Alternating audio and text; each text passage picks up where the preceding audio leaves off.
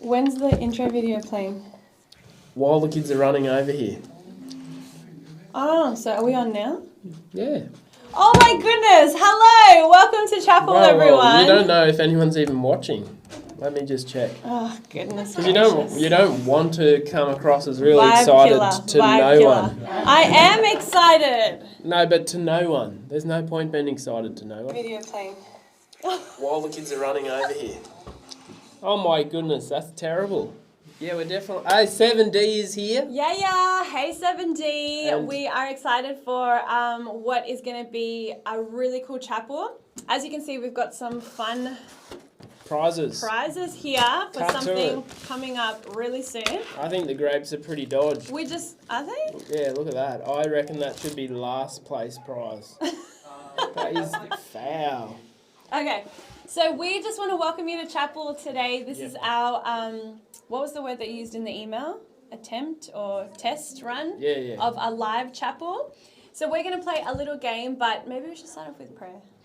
You want to pray? Sure. Let's start with prayer and then we're going to play a game.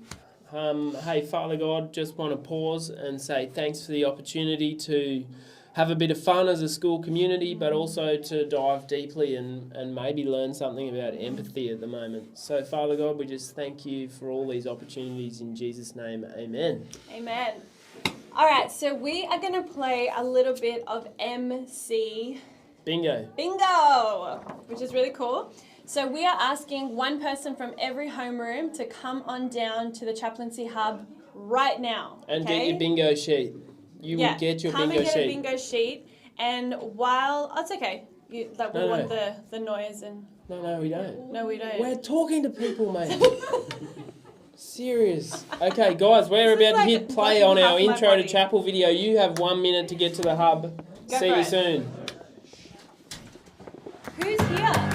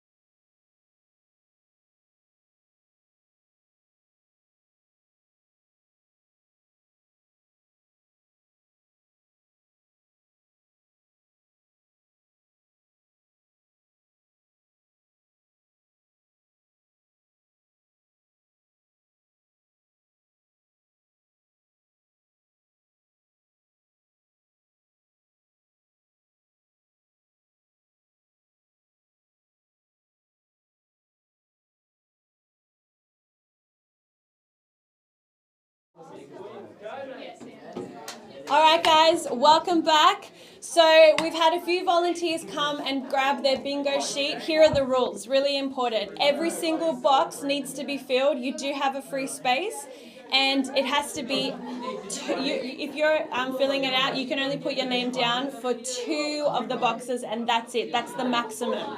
So you can't have one person write their name down for like 5 boxes, okay? Maximum of 2 boxes each. But try and get as many people involved as possible. Then down the bottom, we actually have a place where the homeroom teacher needs to sign. So can you please make sure that the homeroom teacher, you sign off that this is legit, that it's actually what people can do. And then whoever wins gets to come and claim this prize, and you get to eat it while we watch our awesome documentary that we'll be showing today. I don't know if you can ever use the word awesome and documentary at the same time. Can we get the countdown going now? We're about to, yeah. Can I just say, a couple of people sent like Some people just had 7 people representing their class. Yeah, but I liked what Carla said, incredible. that there was a lot of excitement in the room just then, which was really, really cool. Not from me.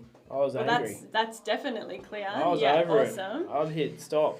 Okay, are we starting the countdown? Yes. We've got Yeah, 10 go, minutes. go, Go go. for it. Let's go. Countdown is on. And I think there's some sound for the teachers just to keep the vibe in the room good. Keep the music going, teachers. You don't have to turn us off. No, 10 you minutes can. are going. What Go. was that rule or drool?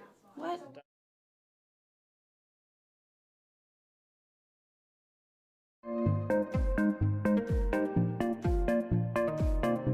Get out of the way of the clock.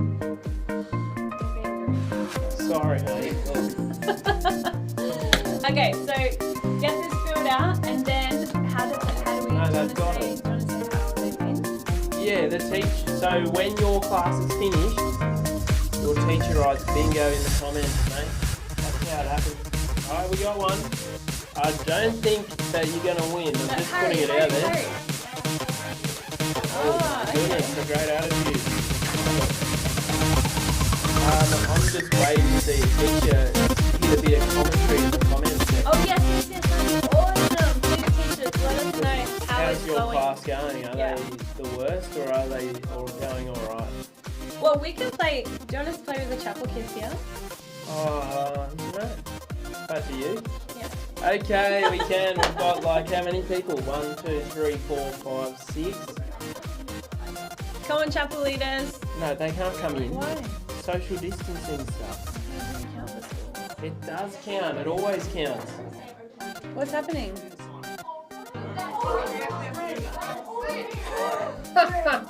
What did they say? They didn't get it signed. We thought we had the a winner, teacher guys. hasn't signed it. Keep going. But they have to write on here. They have to write on here, not arrive here. Thomas Styles. I didn't see what he wrote, Joe. I missed it. Whoa. Have we got a winner? It's every box. Thank goodness the chapel leaders are here to help us Boy, out. I wish that countdown timer would just go down to 1 minute. Can't believe we got so long. Hey? Every box, yeah. Every box. It can't just be one line, guys. It's every box. Mr. Scully's wondering with the music that I've chosen if we're at a chapel, a nightclub or outside a soup race. But to be honest, I don't remember. Do we have everyone? Who's this? What Which roll year? call? 10H. Let me check this off, Brock. Brock didn't host a Zoom party. I don't reckon that's true. Coco Coco owns a farm animal. Abby, yeah. Just checking. If Miss Hilda's online, can She you type signed it in off. what kind of farm animal Coco I think we've got a winner, but we just need Mrs. Hilda to write bingo. Yeah, we need you to write that's bingo. actually the main thing with bingo. I don't know if Someone anyone's has ever to played. say, bingo! And just Wow, that did not take them 10 minutes. good. That was really fast. Good, I'm ready to move on to the next bit.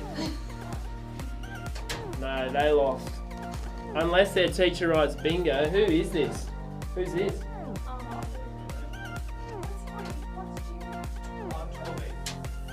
12B is in the running to win if their teacher can write bingo. Who's going to write bingo first? It's either 10H, 12B at the moment. Who else have we got? this? 11M. 11M. Oh my goodness, who's 11M. going to write Who's bingo? gonna write bingo first? That's all I want. I don't even want to see these sheets, to be honest. I don't really care if Caleb hosted a Zoom party. Oh my goodness, people are flooding in. We need someone. Oh, Coco has chickens. Darcy, tell your teacher to write Mrs. bingo. Hilda can't talk. We need Darcy, a winner. good, we can't take it's your gotta bingo, be mate. Mrs. Hilda. 10Z. Oh, 10Z's in all these. 10Z, Oh, 7D. 7D just won. 7D just won. Oh, hang on. No, 9Z too. Wrote bingo Oh, first. Dan, sorry. 7D celebrated early. Where is your 9? 9Z. Is it here? Yeah, they win. Awesome. It's all Welcome over. 9Z to the winning streak. Here are your prizes: chips, chocolate, and some healthy alternatives. Some grapes. Amazing stuff. Now, do you want to take us to the... Yeah, we need to kill the club beats, I think. And we need to close that door because I think there's about to be a riot out there. Can we get the door? It's over. Mia, can you just shut the door, please? We're just going to switch to Can you just tell them it's over? They all lost. 9Z1. Yes, 9Z and Mrs. Hilda, they were good. They got it in first, but you didn't say bingo, which is a little bit sad. I'm sorry. It's just how it worked out, you know. It's how the cookie crumbles. Yeah. But no, we do want to kind of... I'm watching people walk away. They look pretty upset. We may have caused some small rioting in, like, Year 7D looks so filthy right now. So sorry about that. And Darcy Good's not happy. We actually did put a bit of effort into these clues because we're trying to get just a little bit more interaction with everyone and encourage loving your neighbour, which is our theme for chapel this week. It is our theme for this week, but the thing that's going on, I don't know if anybody's been watching news at all, but it's pretty chaotic all around the world at the moment. And we talked on the morning show on Thursday about weeping with those who weep and rejoicing with those who rejoice. And today, I guess we really want to focus in on the weep with those who weep bit.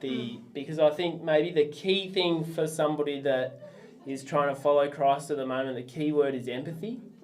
And this film kind of just really speaks into that space. So we want to share that with you guys this morning. Yeah, absolutely. The stories on this documentary are quite honest and real. And we just thought it was something really important to see that kind of perspective on hope.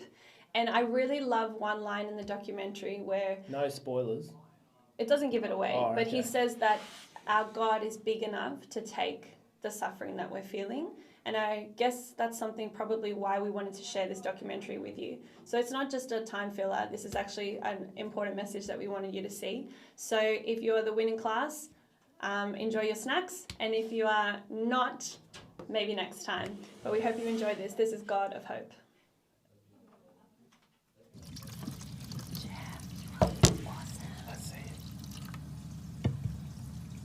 I love shooting film because it's an interpretation of reality. You never know what you're going to get. Sometimes mistakes can turn into wonderful things that were unexpected. Nothing beats seeing an image come to life on paper in the darkroom.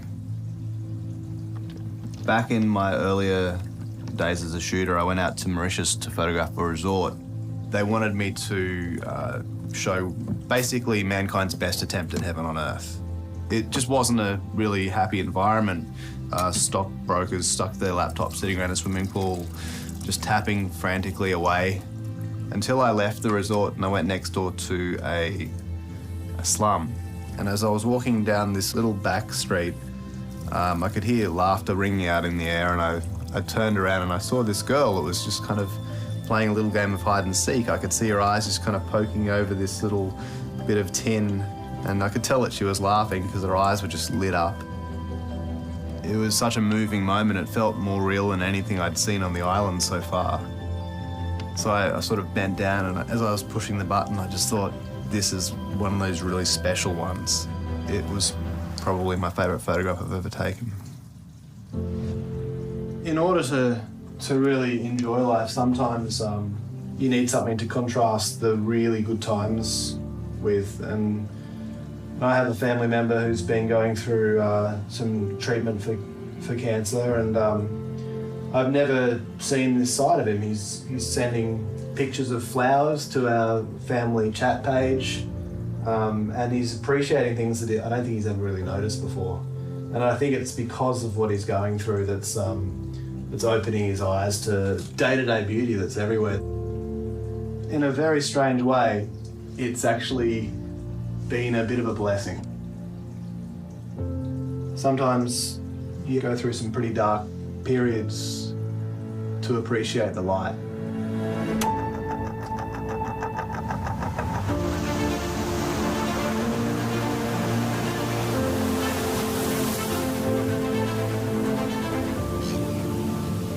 One of the hardest questions to answer is, if there is a good God, why is there pain and suffering?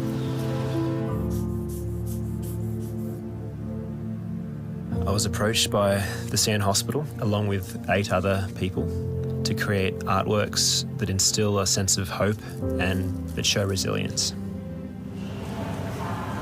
So my part of the project is I'm heading to Tonga to photograph people who've just had cardiac surgery.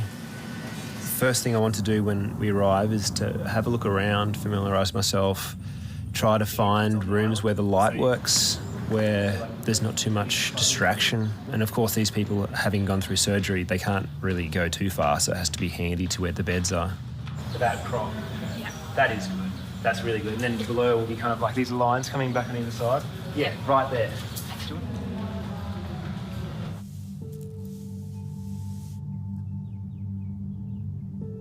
I think definitely the thought that you're supposed to be taking a photograph that's to represent the baby Jesus has got to make you stand up straight and think, oh, that's a big responsibility. But it's so nice to do something that's a little bit different and meaningful, particularly in a hospital. So my idea was that I really wanted to show the nativity scene, but from the perspective that Jesus was the light in the darkness. So I really wanted all the surrounds to be fairly dark and earthy and quite textural, and it all sort of leads in from dark to light, being the baby in the centre. I'd love for him to sort of almost glow, you know, as the light of the world. So it'll be interesting to see how it all comes together. So before a baby session, I like to have a think about colour and texture and what sort of theme I want from that session. And then I'll usually get out some wraps and blankets and things that match in that theme. And I'll get a lot more than I need usually, because babies often might have a little toileting accident while they're being photographed. So I like to have lots of extra things on hand.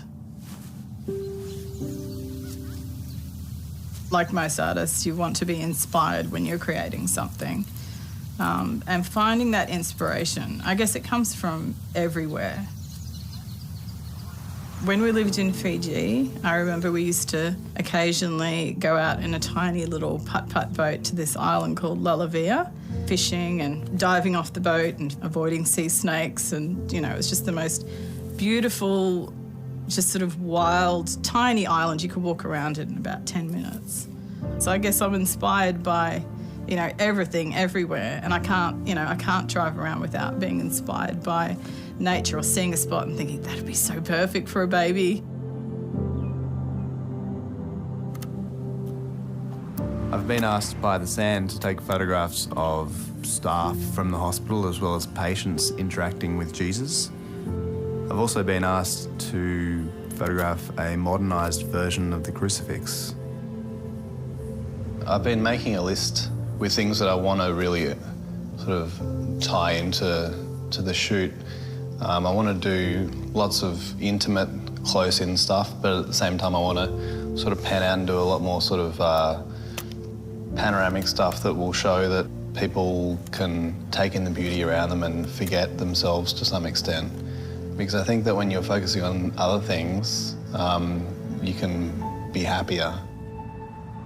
I also want to show the beauty of people connecting, because that's another way that you can forget yourself, by feeling supported by someone else, and you kind of focus on them a bit. It's usually when I forget myself that things are really good. So, and that happens with every form of relationship I have. And usually it's just like photography. Once you shoot yourself into the right mindset, that's when the magic can happen. And it's not overthinking it, it's not being introspective, it's all about losing yourself in the moment and letting things naturally take their course.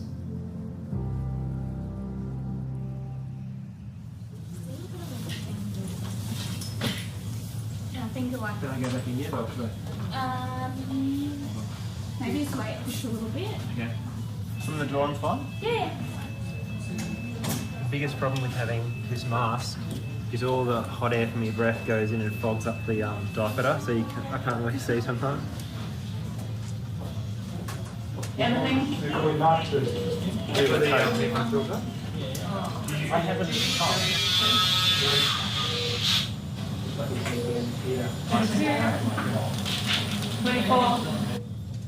It's great to see exactly what's involved in the whole process. And it's amazing to see the person you're about to photograph go through such a major surgery and their heart being stopped, the machine taking over, and then everything coming back together again, being made whole again, and the heart beating again, and everyone just making that happen is amazing. Okay, here we go. So the plan from now on and how we're looking at the next few days, I'm keen not to get cameras and faces too quickly. I want to build up relationships first. I want to get that trust thing going. It's a lot harder with adults than with children. Like with children, you just show them the photo on the back of the screen and they're happy and they want another one and another one. Whereas with adults, you tend to have to build up more of a trusting relationship first, and then they'll give you the genuine expression you need for the photograph. I need to be able to concentrate, you know? I need to be able to try really hard to win. She's beaten me twice, and I haven't beaten her once. Hopefully we can get these fantastic images to then give people who are in hospital this image of this child who's been able to conquer something they're about to face, so that they can be hopefully emboldened and some courage, and hopefully detach it from themselves, because it's so easy to get buried in your own suffering when you're really suffering. And it seems like the only way out is to try and develop another relationship, see how someone else has dealt with something.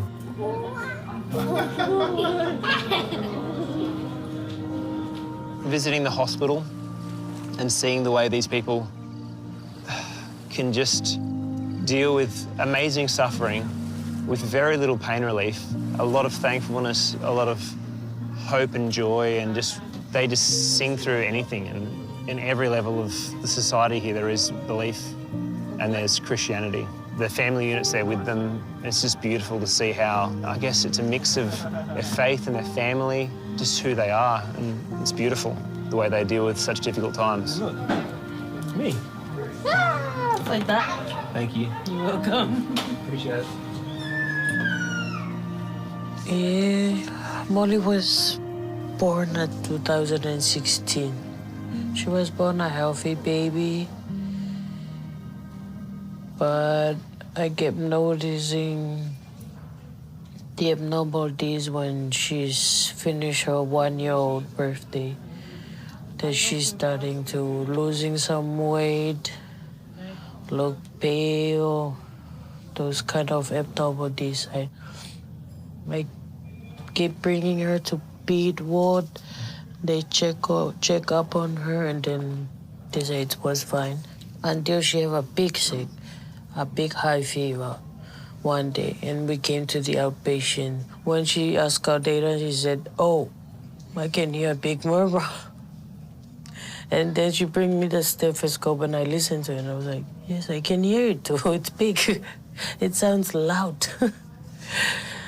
I don't know if she's gonna live long or being sick, and we're gonna be staying in the hospital every time and then on and off.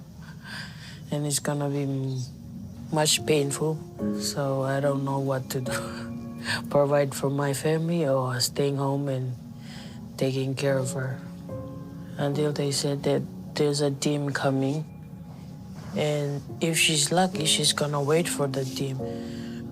If she's getting sickly and hospitalized every time, get worse, she's gonna go to overseas. But she was lucky to wait for the team. Yeah, it gave me hope. But yeah, it is a blessing. But you never get that opportunity like that much. They fix your child hard, they give you support, the team do everything. All they do is just bring your sick child and they fix it. Yeah, that's all.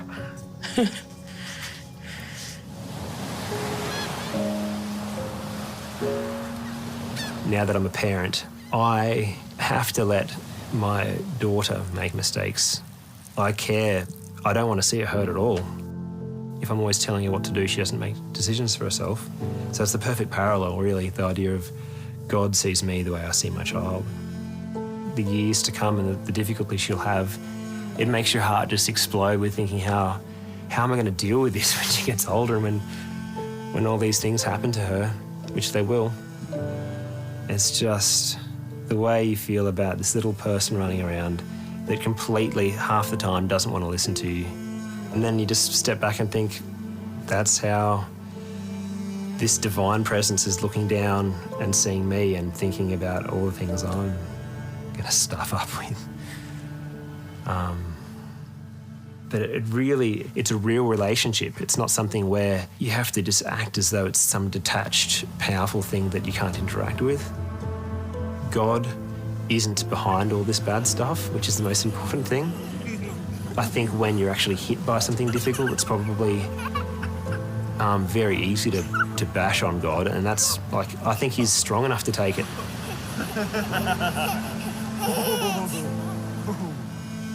I think until you have a baby, it's a very abstract concept. You know, people tell you how life-changing it is, but I don't think anything can really prepare you until you have your own child. It's like your whole world flips upside down, and I see it all the time with, you know, the newborn parents that come in. They all look a little bit shell-shocked when they come in. When Riley was born, he had what they call the soft larynx. So it's the muscle in his larynx wasn't properly formed, and it meant that feeding was very difficult for him. And so instead of having a proper long feed, he would get exhausted and fall asleep, but then wake up 20 minutes later wanting another feed. So there was a period, probably until he was around about 4 or 5 months old, where he would feed every 20 to 40 minutes, day and night. I felt like I was on another planet all of a sudden. It was just me and this baby, and it was just so intense because it got to the point where I started actually hallucinating. I was so sleep deprived. I honestly thought, I'm never going to sleep properly again. I totally understand why they use sleep deprivation as a form of torture, because this is just, you know, unbearable.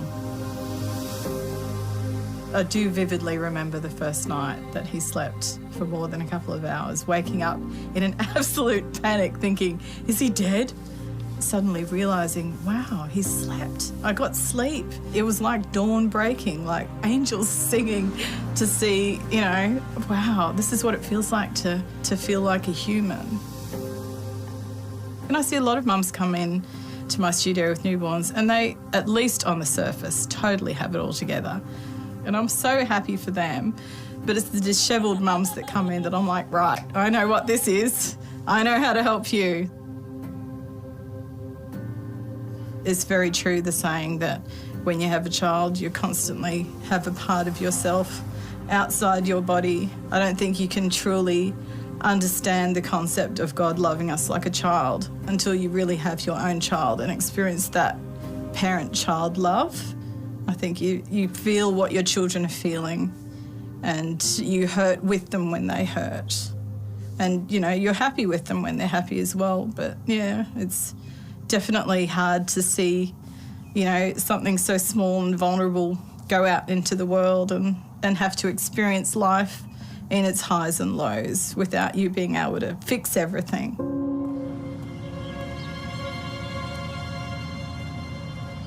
I've organised some time to go down to the hospital and talk to one of the ladies that I'll be photographing. And even though I don't subscribe to any particular organised faith, I'm really interested to see how people cope with suffering and try and integrate that into my art. I was driving down to Sydney because I was doing study down here, and I got a phone call to say I had to come straight back. My husband came with me and we went in, and she told me, and she was very careful, she looked me in the eye so that I would really hear it, and she said it's incurable. And I thought, oh, okay. And then I looked at my husband, because I have a really nice husband and I didn't want that in his life for him. I'd already gone through it myself with my mother, and I just didn't want him to go through that. And our son was 12 at the time, and life just doesn't stop. I had to go and pick him up after school. And I looked at him, I thought, oh, I'm never going to see him taller than me. My dad died when I was in my teens, and I knew what it was like to have to live without a parent, one of your parents. Yeah. And I just didn't really want that for my son, and I didn't want my husband to be on his own. I was anointed because I was rushed into surgery because I had a lot of tumours and stuff, you know, things that had to be dealt with. And they came and they anointed me. And the peace that came at that time period and didn't go. It really honestly hasn't gone. They had written a list because I was going into surgery, and someone had committed to pray for me every hour. And they During the process, Yes. the operation. Yes. And so I had this sheet with everybody's name on it, and I couldn't let it go. And I went in for surgery. They opened me up and shut me up. They couldn't take anything out because there's too much there. And I kind of realised that night. And I was lying there and I thought, oh, I actually think this is not good. And I had worried before, and then I thought, no, if I'm going to trust God with everything, I have to trust him with my son, and I have to trust him with Charles. And so Charles and Ethan, if I died, they were in God's hands. And he looked after me when Mum and Dad passed away, so he would do the same. And I was lying there and I could sleep. I had a beautiful deep sleep. It wasn't a drug sleep. I know the differences because I've had them all now. It was an honest, peaceful sleep. And I woke up in the morning and the sun comes in the windows. It's quite beautiful. And I was lying there and I thought, oh, I could actually, if it was a thing that you just walked out the window to heaven, I would be quite fine. I had no fear, no nothing. It was just okay to go. God had my family. I was going to him, and that was okay. The knowledge that when you do pass away, you are not leaving your family alone because God is going to be with them too. That's huge. That was huge. And that's made a very big difference in how... Well, I don't know how it is to be any other way. I will say that every single person that has cancer, the journey is different. But I think all of us go through some kind of fear, some kind of shock, maybe a bit of denial, because essentially it's loss. Essentially it's loss of what you had hoped to have, which was health and life in some way, shape or form. My oncologist uses the word disappointing, and I think that's a really nice way to put it. It's disappointing. And I think it's okay to accept that sometimes, yes, you may get depressed and you may get angry, but you can't stay there for long because you know, cancer exists and you can give it all the time you want, or you can put it aside and say, I'm going to live as much as I can till it trips me up. Do you know what I mean? And I don't know if that's weird or not. But no, I think it's not at all. Framing it with the term disappointing, I think, makes it more easily processed, and so you can then move on to things like mini miracles and and things that'll pull you through. Yes. As a doctor said to me once, he said, Karen, he said, there are things way worse than dying, and living without hope is worse than dying.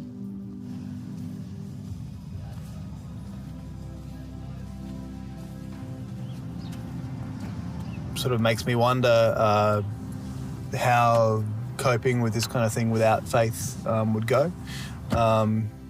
Definitely think that it's a wonderful thing to have for those people who do have it in these kind of times.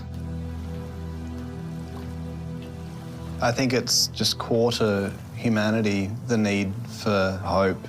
I think that is helping them through it.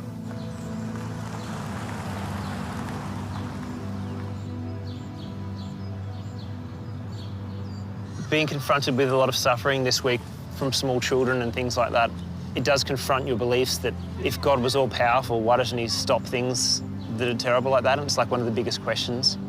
When you look at the Bible, that God himself came and suffered, so it's something that he endures with us, even if it's not obvious why something happens. I don't think we'll ever, on this earth, discover completely why things happen. Amazingly, awful things can happen to good people and vice versa. I believe God doesn't cause the suffering, that he's there crying with us, and that he, I suppose, has to let our free choice run its course. Today, we had some time off from the hospital. We went on a tour to swim with humpback whales. It was definitely something that echoed a perfect creation.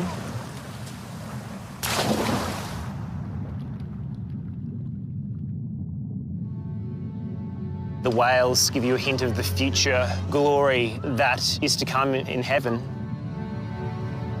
The suffering we're experiencing in this lifetime, even if it's immense, cannot even compare to the amount of amazing things we have in our future. A glimpse of the beautiful things to come after this life.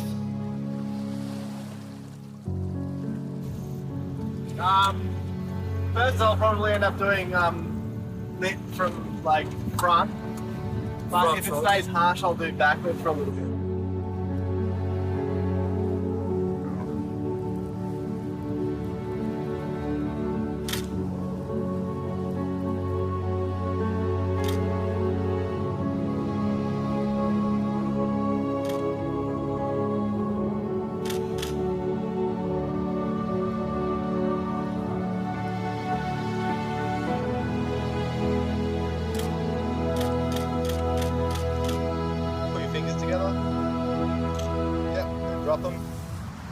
I feel a lot of gratitude towards everybody that's come out. Some people were still being treated. The one moment it actually stands out in particular for me, which was when I was shooting Karen standing next to my brother who was playing Jesus. She looked up at him and almost in a state of awe, because I think after everything she's been through, it was a bit of a crescendo for her. It was just a special moment.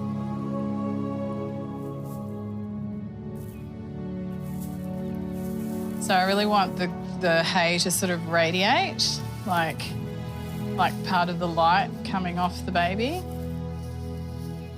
How are we? Come on in. Hi, Erica. Lovely to meet you. I'm Felicity. He's so cute. Just let me sanitize my hands and I'll grab him off you. Guys, just make yourself comfortable. It's okay, darling. Maybe if I just keep fussing long enough, he'll just fall asleep. Sometimes that happens. I think the shoot went well. It's always a little unpredictable working with newborns, but he was pretty good. He settled down in the long run. I think we got some really cute shots of him sleeping in the little manger, and we got some beautiful shots of him being sort of held by his mum as well, which was lovely. But generally, yeah, he went pretty well. He was fairly sleepy in the end.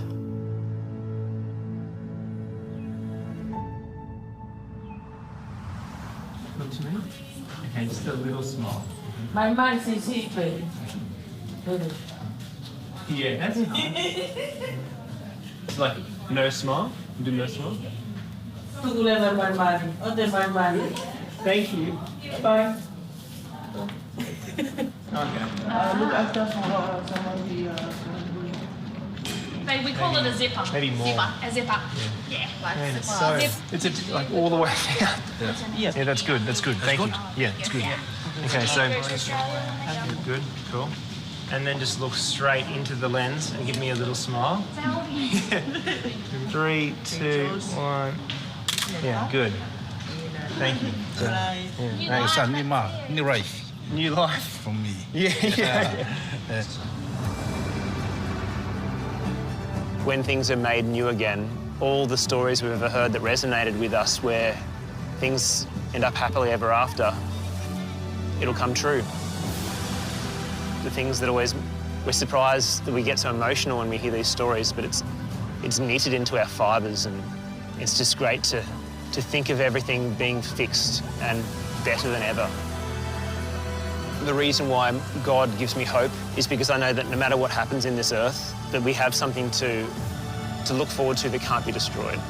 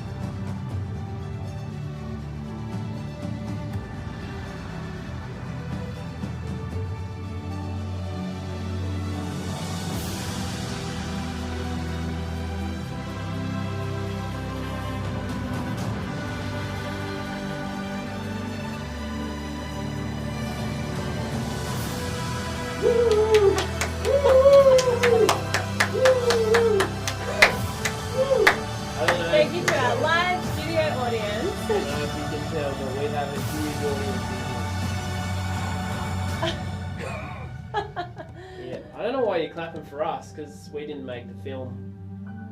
Are we saying who did? No, I don't know who did it. Yeah, you can say. Do you know? Yeah, it was Adventist Media that made the film, but some of the people in it were the Bennetts. The Bennetts. So does everyone just want to hassle Mr. Bennett at lunchtime and say, brothers. we watched your brothers? Yeah. So Let's that was not. his... Let's Okay, not tell them that. you don't have to. Yeah. But anyway, we hope that you enjoyed the film. We know that some of the stories may have hit pretty close to home. Yeah, there were some pretty heavy moments in there. They took a bit of a dive. Yeah. I probably resonated with the mum story. I thought that was like, it was pretty full on. But is that Karen? No, no. Karen, who used to work here. No, the lady who had a baby who wasn't sleeping properly. Yep. Yeah. For sure. But anyway, that's Chapel. Yeah, we wanted to share that with you. So empathy and hope were the key words. Take them away, learn them, do them, be them. Which we've been speaking about that a bit in our morning shows this week, is meeting people where they're at. And that's really important to kind of like suss out a person, see what's happening, and then come in at that point. Absolutely. Well, guys, we want you to have a fantastic long weekend. Obviously, school's not over, so get ready for period 4. But enjoy the long weekend. But also, if you have some great ideas about some things we can do as a school community for that first few minutes, just to have a bit of fun together. Definitely don't want more than 0 year 11 boys to come to the hub ever again. More than 0? Yeah. So not even 1? No, pretty much none.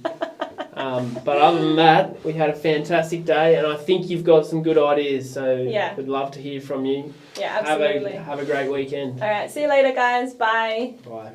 Can you...